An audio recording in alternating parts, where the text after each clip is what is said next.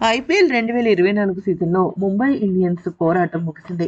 Play of race నుంచి ఆ జట్టు అధికారికంగా నిష్క్రమించింది. కోల్కతా నైట్ రైడర్స్‌తో వాంఖేడే స్టేడియం వేదికగా జరిగిన మ్యాచ్‌లో సమిష్టిగా విఫలమైన ముంబై ఇండియన్స్ 24 పరుగుల తేడాతో ఓటమి పాలైపోయింది. పేలవమైన బ్యాటింగ్‌తో పాటుగా 170 పరుగుల సాధారణ లక్ష్యాన్ని కూడా ముంబై ఛేదించలేకపోయింది. ఈ మ్యాచ్‌లో ముందుగా బ్యాటింగ్ చేసిన కోల్కతా జట్టు 19.5 ఓవర్లలో 169 పరుగులకు ఆలౌట్ అవ్వగా వెంకటేష్ అయ్యర్ 70 పరుగులతో హాఫ్ సెంచరీ చేశాడు.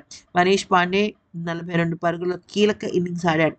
ఇక ముంబై బౌలర్లలో నువాన్ తుషారా, జస్ప్రీత్ బుమ్రా 3 వికెట్లు తీగా హార్దిక్ 2 వికెట్లు, పీయూష్‌కి 1 వికెట్ దక్కింది. అనంతరం లక్ష్య ఛేదనకు దిగిన ముంబై ఇండియన్స్ 18.5 ఓవర్లలో 145 పరుగులకు కుప్పకూలింది.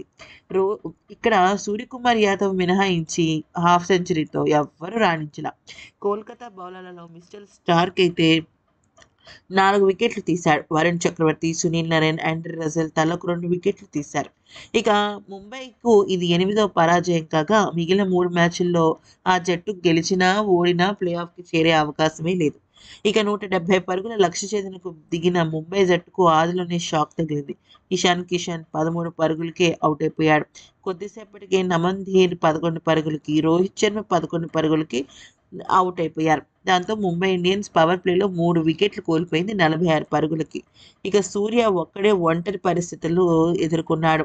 అయితే ఇక టిమ్ డేవిడ్‌తో కలిసి సూర్య చాలా అంటే చాలా పోరాటం చేశాడు. హాఫ్ సెంచరీ పూర్తి చేసుకున్నాడు. అనంతరం ధాటిగా ఆడే క్రమంలో ఇక రజల్ బౌలింగ్‌లో సూర్య క్యాచ్ ఔట్‌గా వెనుతిరిగాడు. దాంతో మ్యాచ్‌పై కేకేఆర్ పట్టు సాధించింది.